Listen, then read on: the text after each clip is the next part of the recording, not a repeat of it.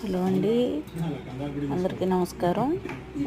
చూసారా, ఈరోజు చేసినటువంటి నేను ఫిష్ కర్రీ, ఇగురు కర్రీ అండి. ఇది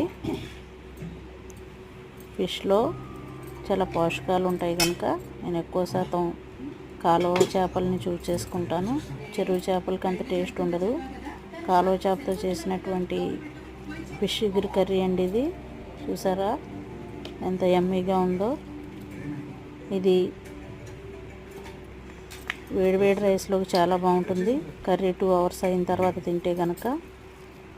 నేను ఎక్కువ శాతం ఫిష్లోని తల భాగం ఇష్టపడతాను, ఎందుకంటే నాకు చాలా ఇష్టమైన పార్ట్ అది. చాలా టేస్టీగా అనిపిస్తుంది. Thank you for watching. Please subscribe my channel. Thank you so much to all.